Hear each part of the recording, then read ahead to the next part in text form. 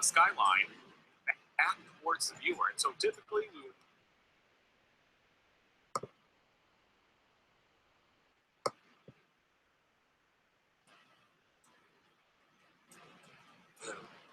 Five hundred years ago, everyone knew the Earth was flat.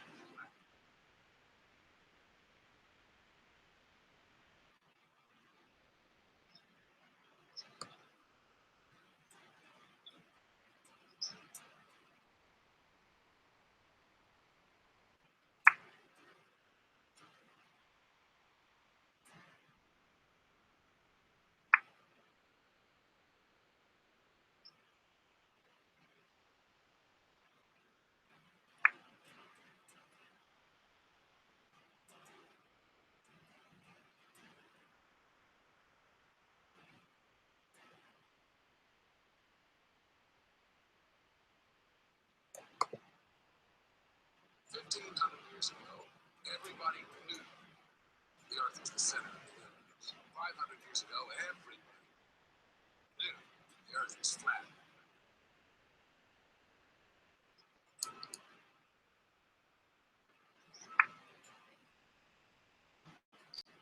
Hey there, Flat Earth researchers and debaters.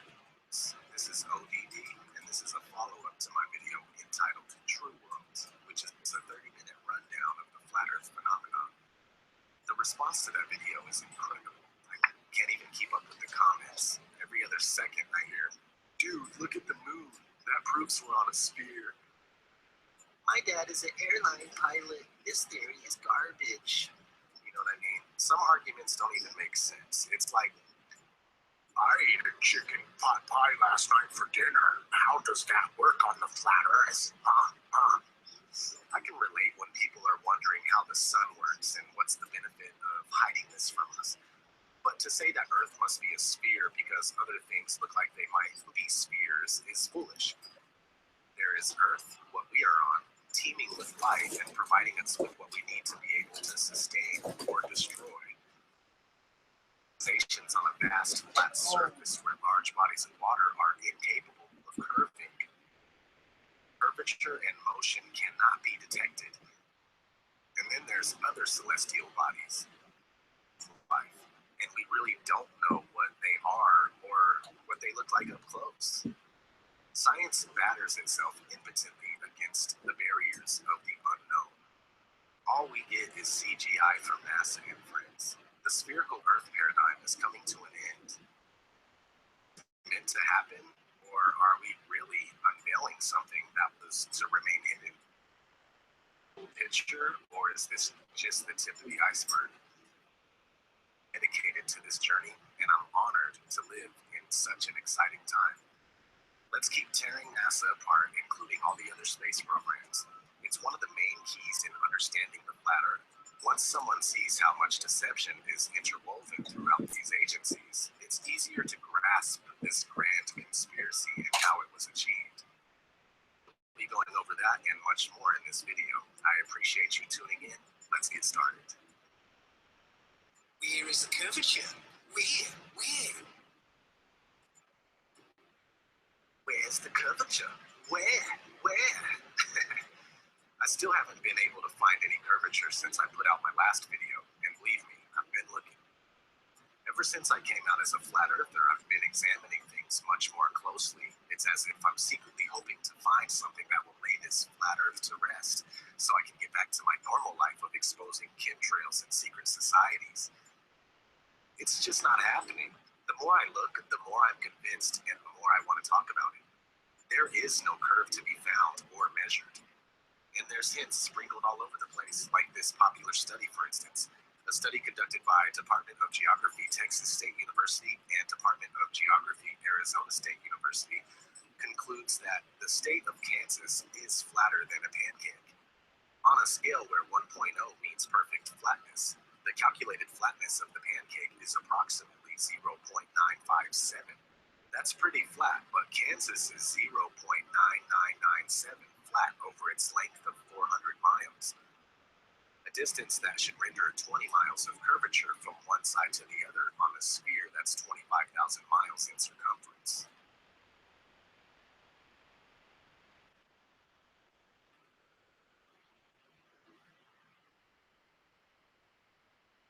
Actually, plenty of stuff at between 100,000 and 130,000 feet that's flat as a pancake. No matter where you are above the surface of the earth, the horizon always rises to your eye level. It doesn't matter if you're standing on a beach, or up a hill, or in a plane at 35,000 feet. The horizon is always at eye level. Simply, if we stand on a beach with a panoramic view, the sea is flat. It's flat at sea level, it's flat from the top of Mount Everest, it's flat from over 20 miles. In my efforts to try to prove the globe, it's falling apart with horizon tests and seeing things that we shouldn't be able to see. If the ball is real, the math shows that with the curvature, there are things we should not be able to see. So that has me really questioning the globe, and I don't question the math because that math came from globalists. It came from people who believe the globe. So it's not math conjured up by flat earthers. I used to be a lifeguard on Ventura Beach, and on a good day, on a clear day, we could look out and see the Anacapa Arch. Well, the Anacapa Arch is almost 20 miles away, and it's only 40 feet high. So the math says, if we're on a ball, 25,000 mile circumference ball, that the top of that 40-foot island arch should be over 200 feet below our ability to see it on the other side of the curve. I found this photo, Grandmere State Park. This is from Joshua Nowicki. And what you're seeing here is a mirage. You typically would not be able to see this from the Lake Michigan shore. We talked about this last night. Conditions are right up on the lake. And we're actually seeing a mirage of the Chicago skyline. Very interesting. Here's what's happening. This is a good example of a Superior mirage. So Joshua was on the Lake Michigan shore. He was looking towards the west, and Chicago's beyond the horizon. Should not be able to see it. However, with the right conditions, we have an inversion. We have cold air near the cold lake water and some relatively warmer air above it. This will bend the image of that skyline back towards the viewer. And so typically we would not be able to see this. This image would be viewable from much, much higher in the sky, up in space. But instead, we're able to see it on the Lake Michigan shore. Shut up, conspiracy theorist. The horizon is not the curvature of the ball Earth. The horizon is just the vanishing line of perspective from your point of view. You can use a telescope or binoculars and zoom in on the horizon, and something that's been completely disappeared beyond the horizon, like a ship, can come all the way back into view. But that is not the curvature of the Earth you're looking at, as they tell you, but it's just the vanishing line of perspective from your point of view. And they used to use, and they still use, that as a proof of the ball Earth. They say that ships going ways, you see their hulls disappear before the masthead because they're going over the curvature of the Earth. Yet we've got technology now to prove that that's wrong, but they'll still keep saying it. I put it in my videos. I'll put it right here. I'll put it in this video of me talking about this right now. You may be watching this on YouTube. You're watching a horizon shot, seeing a boat that was out of view. Now it's completely into view, so you can see that that is not the curvature of the ball Earth, but there will still be 50 people in the comments section saying that that's the curvature of the ball Earth. The idea that people are standing, ships are sailing, and planes are flying upside down on certain parts of Earth, while others tilted at 90 degrees and all other impossible angles, is complete absurdity. The idea that a man digging a hole straight down could eventually reach sky on the other side is ludicrous. Common sense tells every free-thinking person correctly that there truly is an up and down in nature, unlike the everything is relative rhetoric of the Newtonian Einsteinian paradigm. It's no curvature. It's wonderful. This is the most amazing thing ever. There's no curve. It's flat. Can you imagine? It's exactly the same.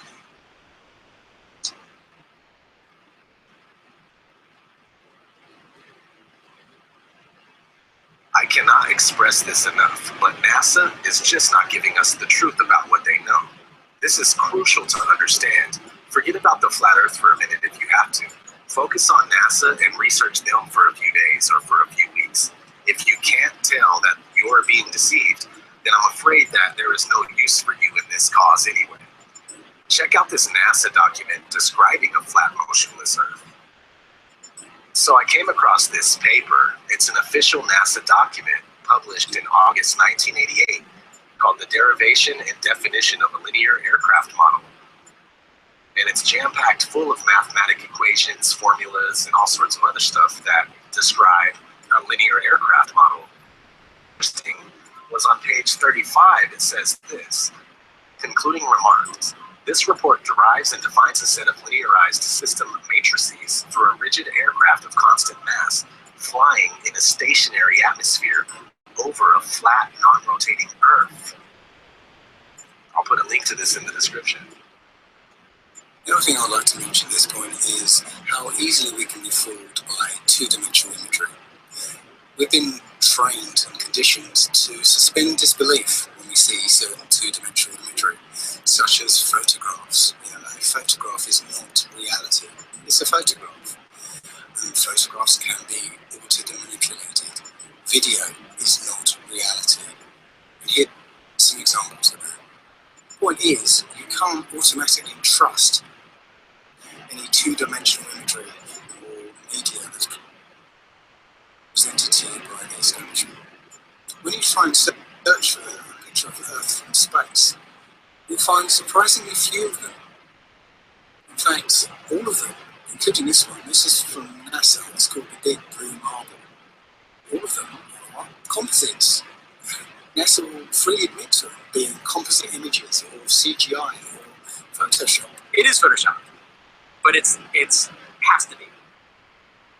Even the one image that is claimed to be an actual photograph of Earth from space is called into question, simply because of a film that was released accidentally by NASA of Apollo 11 faking the very first picture of Earth from space.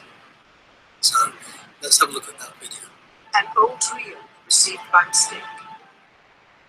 It contains the raw or unedited footage of the crew of Apollo 11, Michael Collins, Edwin Aldrin Jr., and Neil Armstrong, staging part of their mission for nearly an hour in living color, with exceptionally clear behind-the-scenes audio of conversations discussing the techniques used to achieve a disingenuous picture, depicting the Earth at a distance, in order to falsely demonstrate their far journey from it, and their ability to survive passing through the Van Allen radiation belts. It cannot be misconstrued that this staging was done for some other reason, for the reel itself is slated and dated July 18th, 19th, and 20th, 1969, the very days of the mission when they were said to be approaching and achieving lunar orbit. Understand, too, that only about 20 seconds of this raw footage was ever broadcast to the public, and these conversations discussing their deception were believed to be private until now. Here they discuss that these television transmissions were in fact not broadcast live as everyone believed. They were first screened and edited for playback later.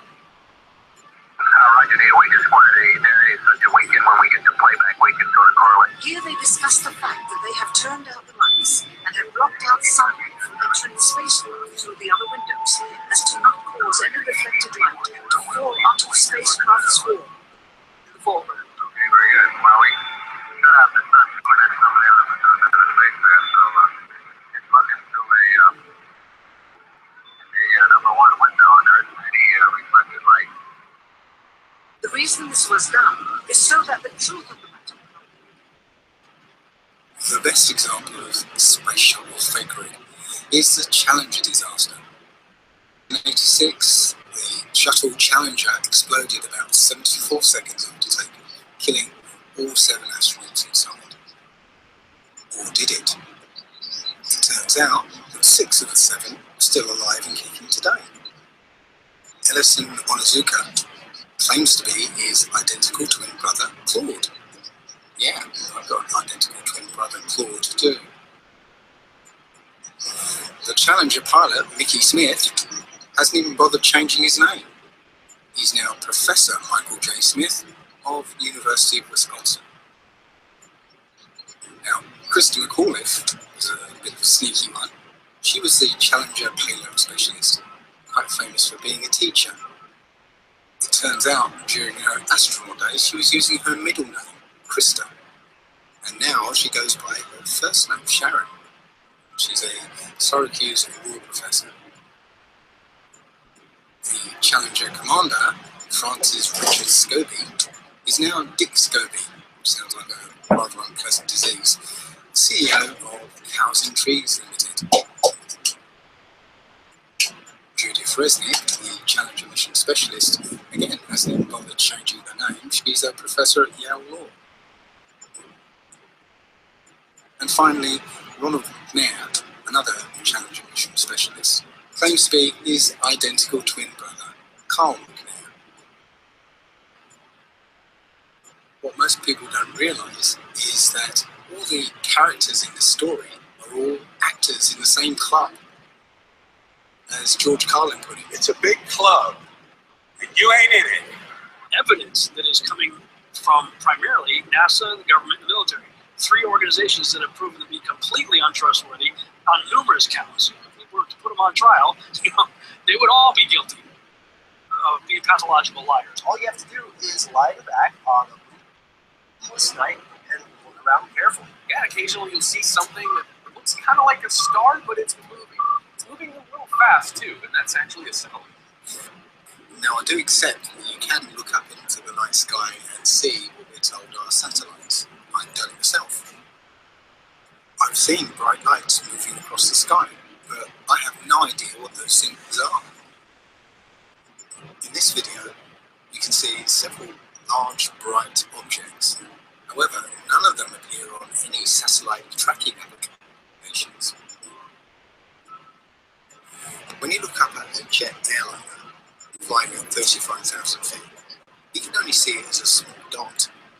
So how is it if something the size of a jumbo jet is rendered as a small dot at about 5 to 7 miles up? You can see a satellite, which is the size of between a car and a school bus, at 100 miles. You just wouldn't see it.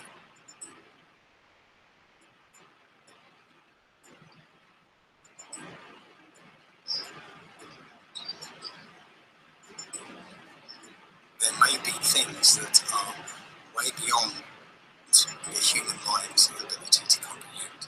I won't even go into stars here. Stars are still 100% a mystery.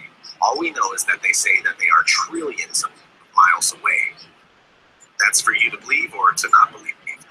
But planets, okay, we can see them independently. They look like luminous objects in the distance. But without NASA CGI photos where shading is added, they can't be confirmed as spheres. Through my telescope, they don't appear to have life or livable terra firma. We simply don't know what they are, but they appear to just circle around us and have something to do with the mechanics of this reality. Just because something looks like a circle doesn't make something else a ball or an oblate spheroid.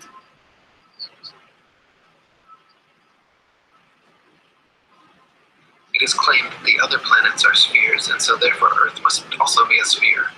Firstly, Earth is a plane, not a planet, so the shape of these planets in the sky have no bearing on the shape of the Earth beneath our feet. Secondly, these planets have been known for thousands of years around the world as wandering stars, since they differ from the other fixed stars in their relative motions only. When looked at with an unprejudiced naked eye or through a telescope, the fixed and wandering stars appear as luminous disks of light, not spherical terra firma. The pictures and videos shown by NASA of spherical terra firma planets are all clearly fake computer-generated images and not photographs. The etymology of the word planet actually comes from the late Old English planet, or from Old French planet, from Latin planeta, from Greek planetes, planetae, wandering stars, or to wander of unknown origin, to spread, or notion of spread out, from Latin planum, flat surface, plane, level, plane. They just added a T to our Earth plane, and everyone bought it. Here's a picture, Jupiter. This is from 3 separate images, okay, 3 separate periods, but they're always at the same angle. Now, if someone's in the North Pole, and then someone's in the South Pole, bottom side of the globe, they would see Jupiter upside down. Time this was taken with a satellite. Even a satellite would move in all different directions. It wouldn't take the same angle over and over again. This one has a moon in front of it, same angle. This one doesn't. This one's a little lighter, just about the same angle. Nothing. So again, I mean, you want to talk about major bullshit. This is it right here. Okay. Yeah, you might be able to see something through your telescope, but you're not seeing this. Okay, in high detail like this, you're not with any amateur telescope, period. Here we go, this is Europa, one of Jupiter's moons. Again, same angle, only difference is they colored this one. It's the same damn photo, all they did was darken this one, and then they put a little bit of a shading right around this edge where the pointer is on it, but it's the same damn thing. That hard. They're just putting out photos. Saturn. Now, this is supposedly an actual photo from a satellite. This is off NASA's website.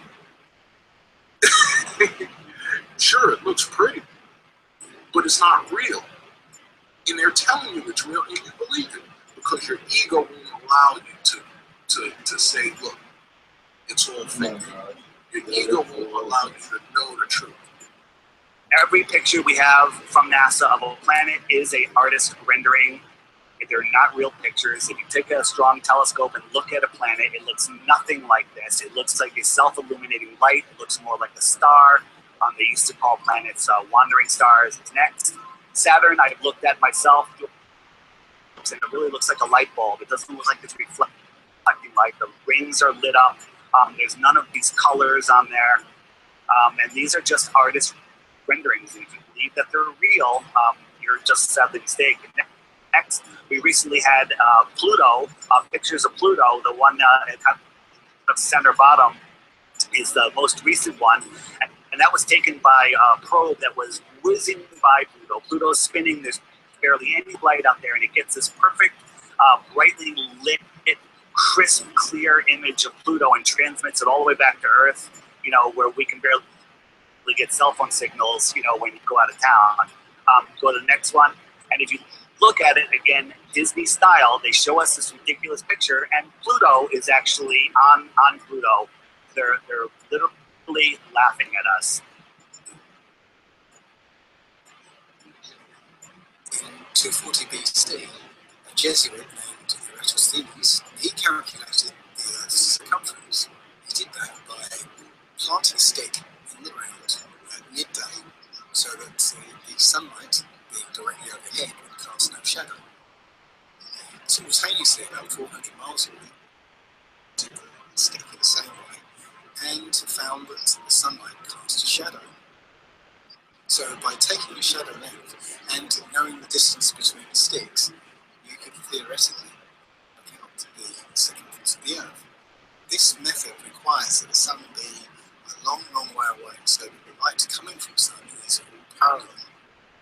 However, it turns out that you get exactly the same results on a flat Earth if the sun were only 3,100 miles away and 34 miles across.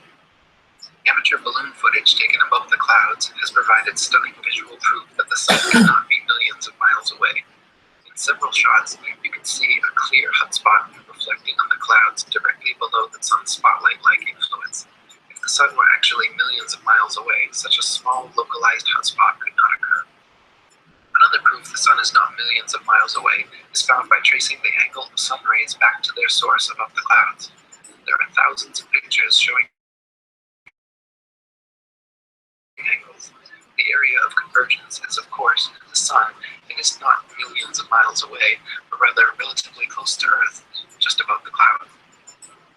Talk about the vanishing point a little bit. These lines are parallel the way we see. They don't look parallel here, but if you flip to the next one, these are the corners of the hallway, and they rush to the point of convergence or the vanishing point.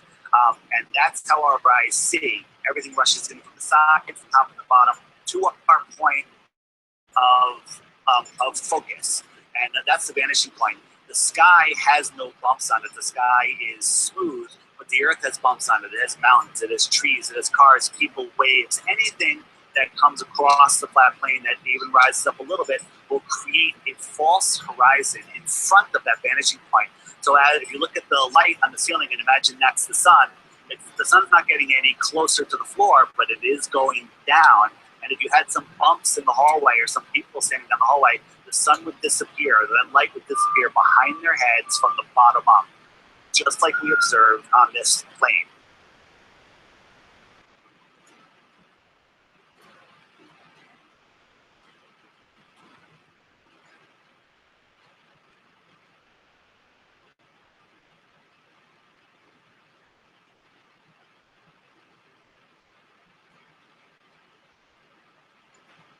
Let's turn our attention to the moon. Many of us have seen the moon appear full at various times throughout the day, as in this picture. But how can that happen? If you're standing at point C, then it's the middle of the night. Full moon, no problem. And if you're standing at point A, it's early in the morning. Certainly, if you stare back at the moon in the night sky, then yes, you can see a full moon. But if you're standing at point B, which is midday, but the sun is directly overhead, then there isn't any way that the moon can be that will allow you to see it as full, because the sun will be illuminating the side of the moon that is facing away from you. So the best you'll be able to see is a sliver of the moon. Think about it next time you see the full moon during the day. Every month, the moon goes through 8 distinct phases. Always the same 8, always the same order. Supposedly because of a relationship between the position of the moon relative to the position of the Earth and the Sun. So let's say it's December, and throughout the month we see the normal 8 phases of the moon. But what happens when it's June and the Earth is supposedly on the other side of the Sun? Should the phases be reversed? That's not what we see. We see the same 8 phases in the same order. At night, the craters, or the dark spots, I like to call them, are black because it's in our sky and there's black sky behind it. Next, if you look at the full moon during the day, those spots are now blue because we are seeing through whatever the moon is. And to prove that, go to the next one. We have a crescent moon, and behind the moon was a planet. And if you zoom in, you can see the planet through the moon. And this shot was proven that there was a planet in that position, and you could see it behind the moon. And there's many people that have photographed this. Now, people in the north, when they're looking at the moon, they are looking at the moon in this direction. And this, of course, this moon is oversized, so it's much bigger than what it really would be on this moon. But the people in the south, they are looking to the north at the moon. So what they see is the opposite of what the north sees. And that's why for the south, it's upside down from the north. And it's as simple as that.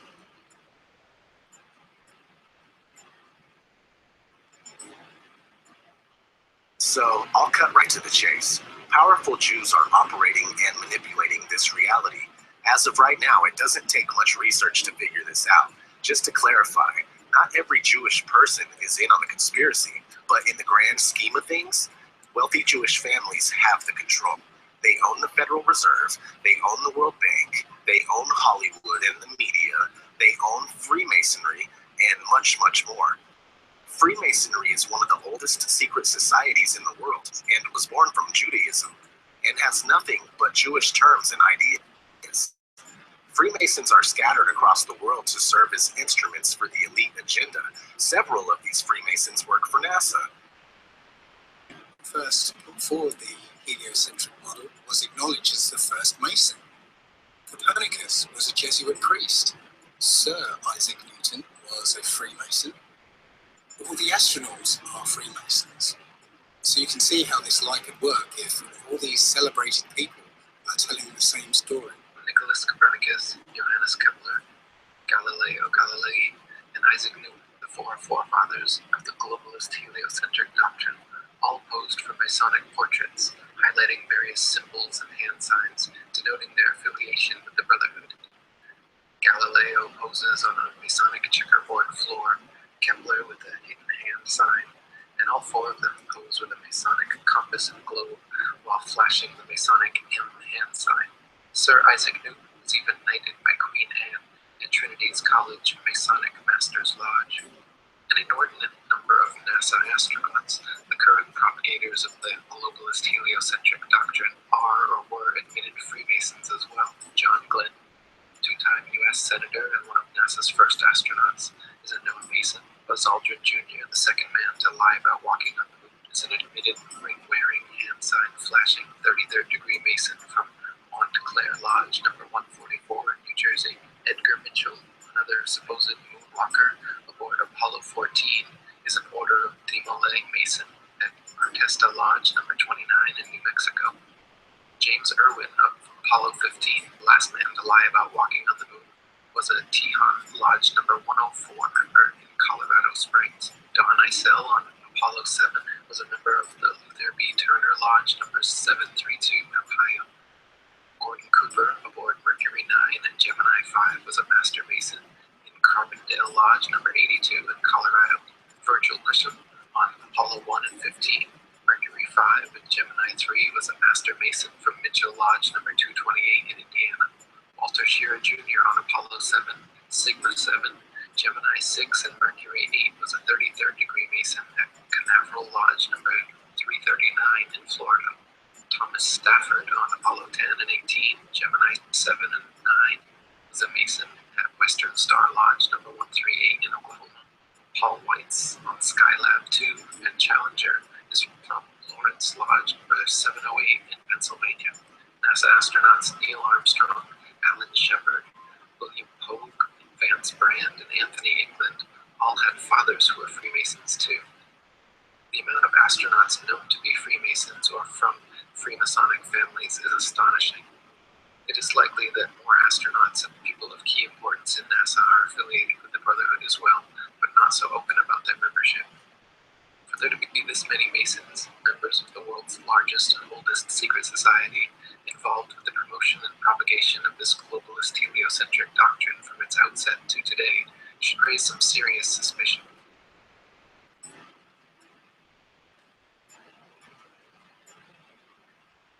I'm still surprised how often I see the globe in corporate logos. Almost every piece of media I look at, including commercials, magazines, and music videos, and album covers. I mean, it's a lot.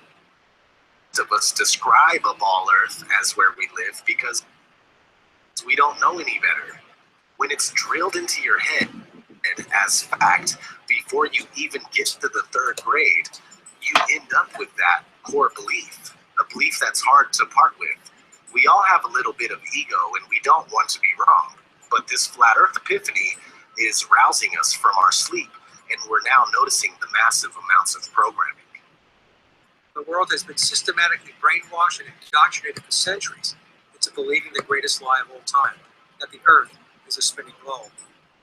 Decades of programming through entertainment media, over 100 years of science fiction books, stories, and television programs and films.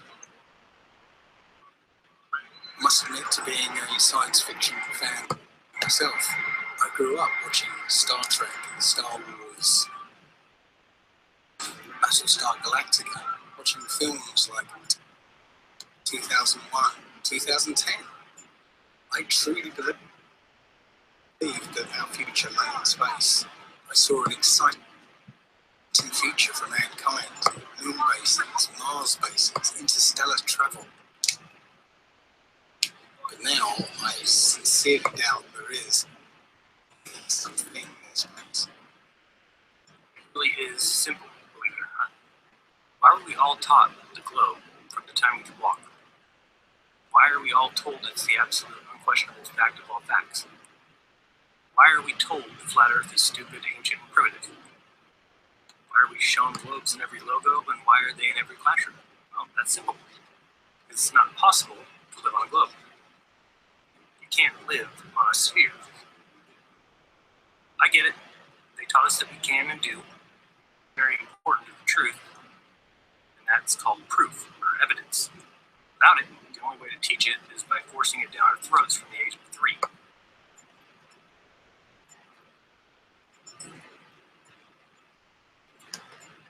It's simple, because worldwide governments and agencies trying to falsify where you live in your mind is the epitome of mind control. Think about it. History is already obscure and shrouded in secrecy. We don't know our true origins. What better than to also hide where we are and what our natural purpose is?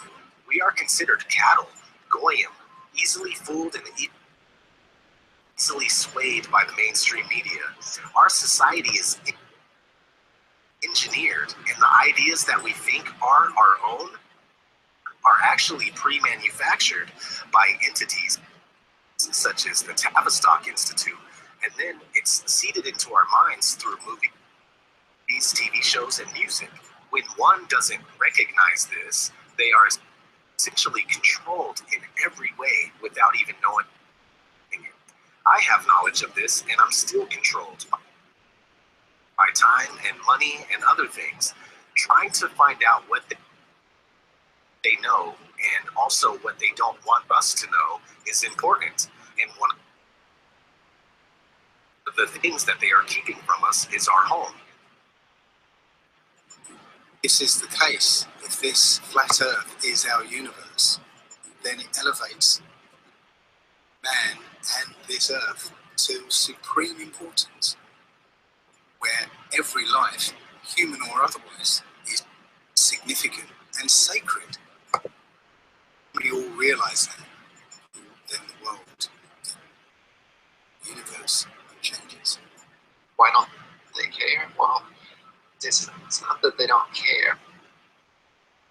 It's that they don't know that it's true, and even if it is true, they can't see how deep this goes, so they don't understand why it's even relevant or important. The shape of the Earth doesn't seem that important until you really expound upon the deepness of this conspiracy and how far-reaching it is. To me, it matters because if they're going to lie about something like what the Earth actually is, then there's no limit to what they will lie about. Where a random sneeze or an accident, we just blew up and molecules started spinning around together, and eventually a fish crawled up onto water and turned into a monkey, and that turned into you, and here we are. That's what they're trying to tell you. You think about how that makes you feel metaphysically. Where does that place you as a speck of dust in the corner of the universe?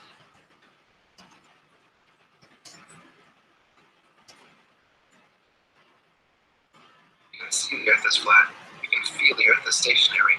But according to the Gospel of modern astronomy, you are wrong and a simpleton worthy of endless ridicule if you dare to trust your own eyes and experience. As much as people like to ridicule it and laugh about it and claim like there's no proof for it, when you really start digging into it, not only will you find reams and reams of proof and evidence for the flat Earth, you're going to find that there's no evidence whatsoever for the spinning ball Earth. The whole,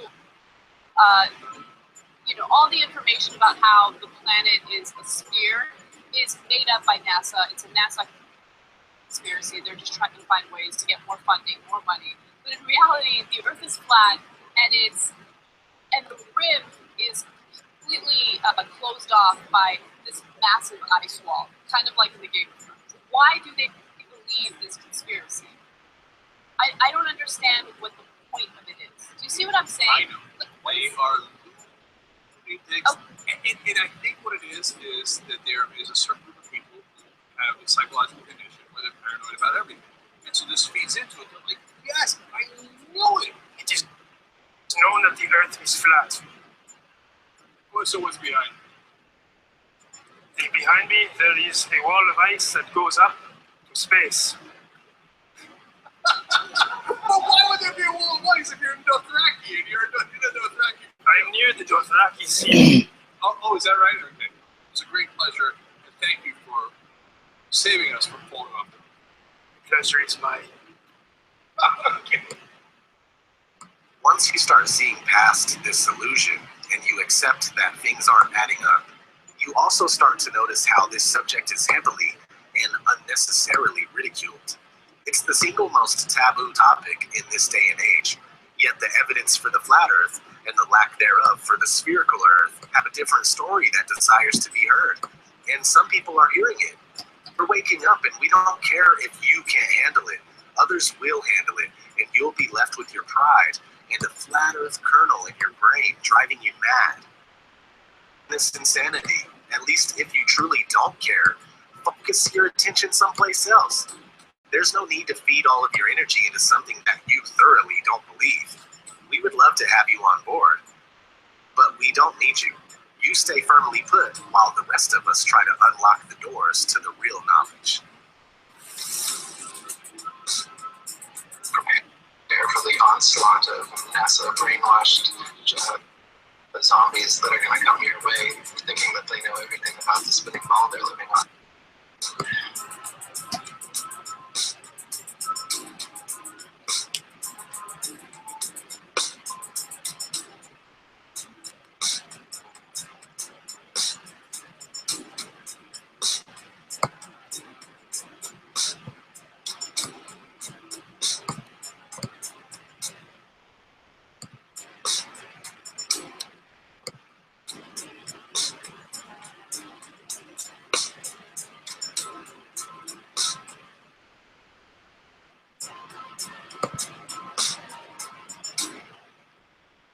Let us never tolerate outrageous conspiracy theories.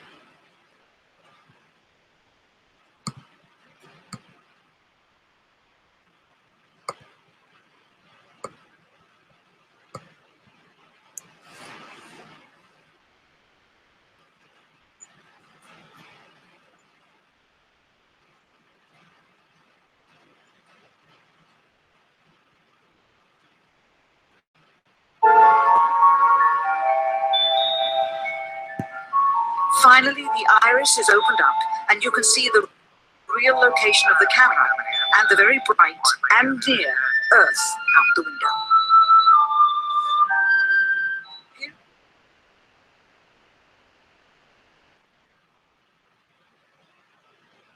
Or unedited footage of the crew of Apollo 11, Michael Collins, Edwin Aldrin Jr., and Neil Armstrong, staging part of their mission, staging part of their mission for nearly an hour in living color, with exceptionally clear behind-the-scenes audio of conversations discussing the techniques used to achieve a disingenuous picture depicting the Earth at a distance, pan away from it. White man, cloud formation across the Earth.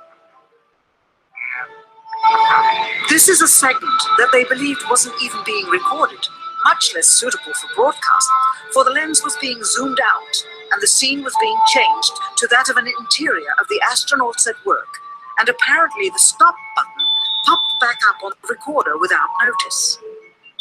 Here is the diffused work light that they used to see camera controls, but not throw light onto the spacecraft's wall. Here they remove part of the crescent insert.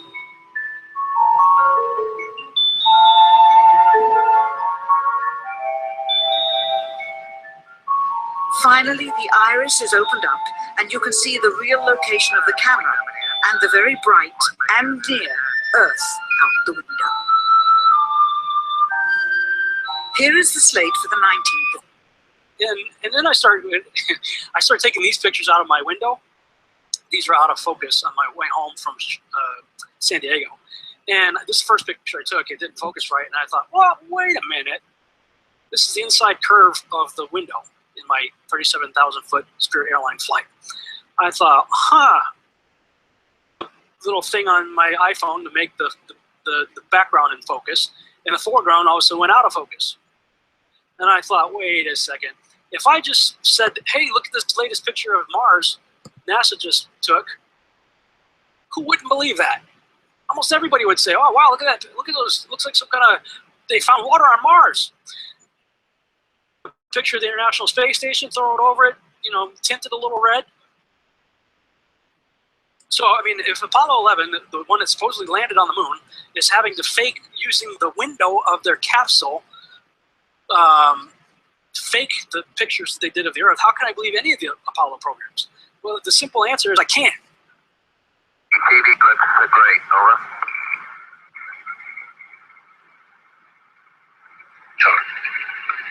What they have ingeniously done is placed the camera at the back of the spacecraft and centered the lens on a circular window in the foreground, outside of which it is completely filled with the Earth in low orbit. The circumference of the window then appears to be the diameter of the Earth at a distance, with darkened walls of the spacecraft appearing to be the blackness of space around it. That is why they wanted the interior dark and blocked out the sun from entering through the other windows. See the real location of the camera and the very bright and near Earth out the window.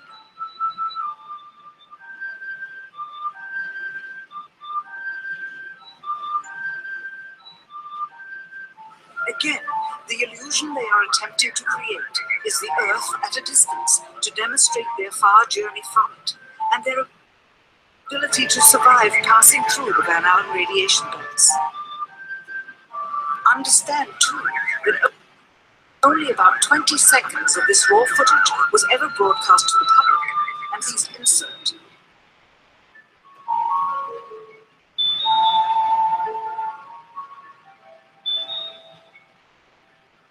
Finally, the iris is opened up, and you can see the real location of the camera and the very bright and near Earth out the window. Click on this picture right here. Supposedly the same mission, same guys that took the picture, the most famous picture of our Earth. I'm going to do save image as, and let's see, Apollo Moon. Let's call it Apollo Moon 17. And I'm going to open that in Photoshop. I'm going to zoom in on the Earth in Photoshop. You see the Earth? Yep. Okay, I'm going to go to Image, Adjust, Levels, and I'm going to the levels over here. And I'm going to bring the levels up. Uh-oh. What is that? Oh, wow. Yeah, wow. Why is there a square box around the Earth?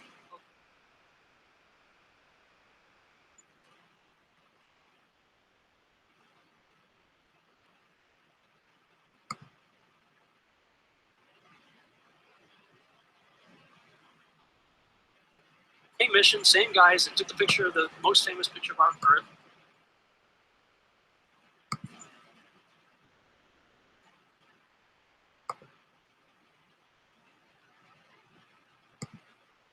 About 20 seconds of this raw footage was ever broadcast to the public, and these insert.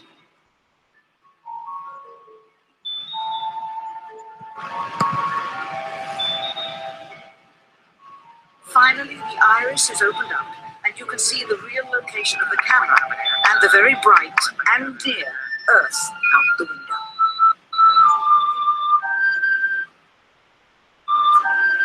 Click on this picture right here. Supposedly the same mission, same guys that took the picture of the most famous picture of our Earth. I'm going to do save image as, and let's see, Apollo Moon, let's call it Apollo Moon 17. And I'm going to open that in Photoshop. I'm going to zoom in on the Earth in Photoshop.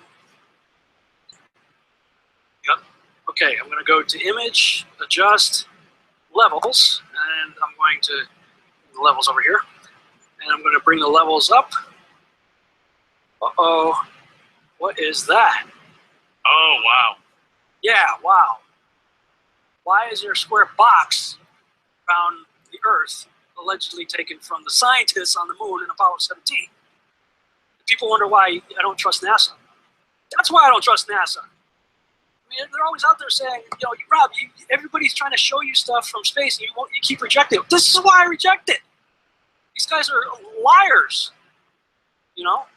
Yeah, that's the same technique too that people will use to debunk UFO, pictures and stuff. So it's a legitimate, way to debunk things. That's really interesting.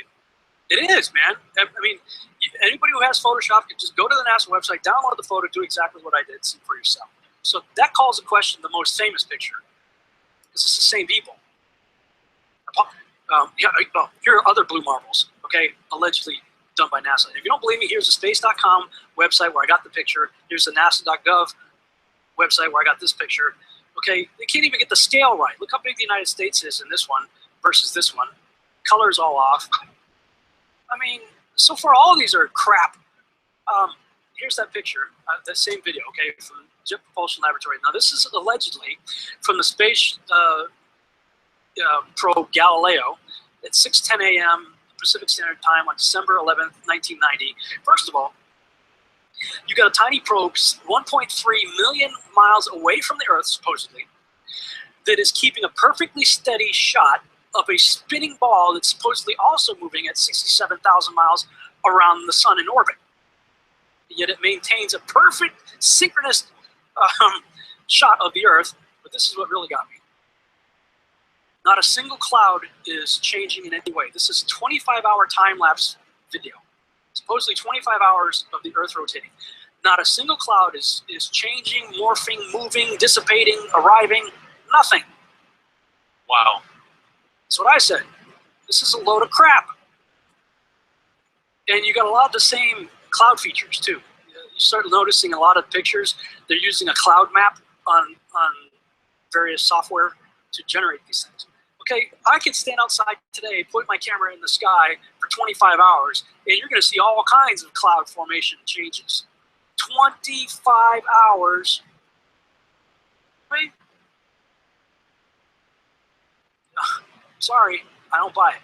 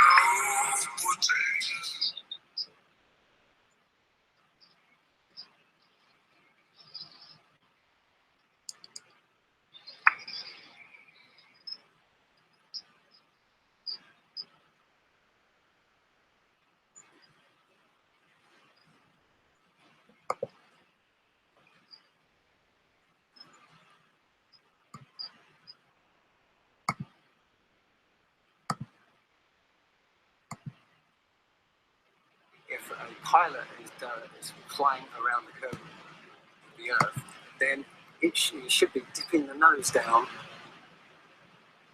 every 5 minutes. You should be dipping the nose down to stay around the curve. But the thing that really got me interested was, as you say, the gyroscope. In a plane, there is an artificial horizon gyroscope, and if you spin a gyroscope on a surface, it will want to stay upright. You can twist and tilt the surface as much as you like, the gyroscope will stay upright. So if a plane has a gyroscope and it starts following the curve of the Earth, the gyroscope will stay upright, which means the artificial horizon will start to roll backwards. But it doesn't.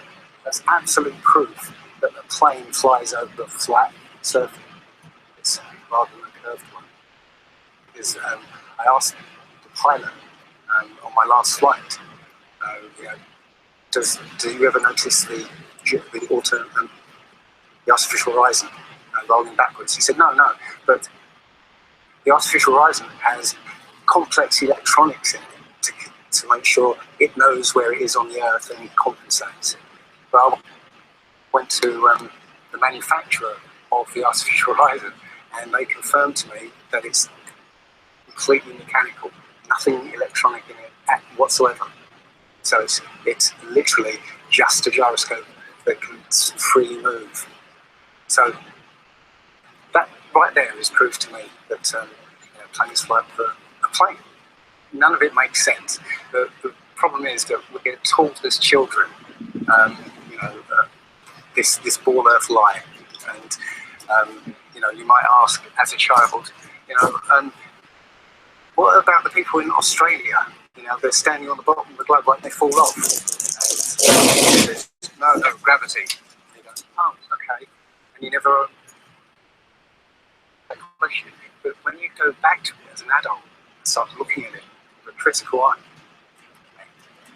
the whole thing falls apart. As you say, the globe is spinning at 1,000 miles an hour. Tyson, leading astronomer in America, Neil deGrasse Tyson, bitch, tells us that the Earth is not circle, it's actually an oblate spheroid. It's squashed and wider at the equator. Yeah. So Earth, throughout its life, even when it's spinning, so it's not actually a sphere. It's oblate. Officially, it's an oblate sphere.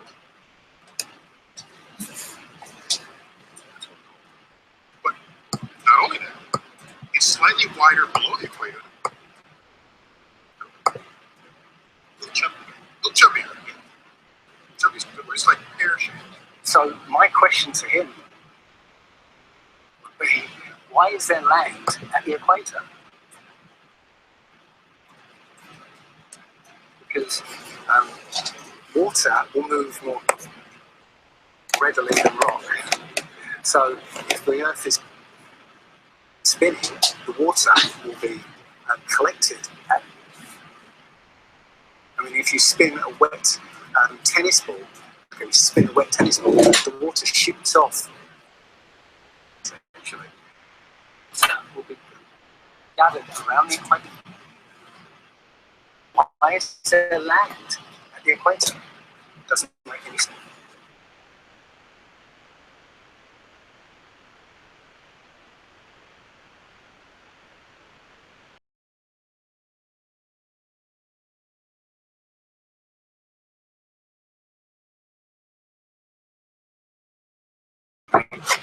Directly over the North Pole. And we're told that the reason that all the stars spin around the North Star is because the Earth is spinning at 1,000 miles an hour. seems to make sense because if you put a long exposure camera pointing it to the North Star, you'll see the stars will make perfect circles around it, perfect star trails. The only problem is the Earth is also orbiting the Sun at 67,000 miles an hour. Okay? The Sun is moving, dragging the Earth and all the planets up that way or that way at 600,000 miles an hour. So why do we see perfect circles? Because that's the slowest speed, but slowest motion in that mix, and yet the Earth is moving 67 times faster that way and 600 times faster that way. So you should see the stars do all sorts of strange motions, but you don't. When you see them make these perfect circles, that tells me that it's the stars that are moving, not the Earth. The thing is, what the scientists will give you is calculations and theories why that happens. But we have experience. We see things and they either make sense or they don't make sense. And what the scientists do is substitute our common sense and intuition for calculations and theory. We're supposed to believe calculations rather than what we experience ourselves. There was a famous experiment back in the 1800s in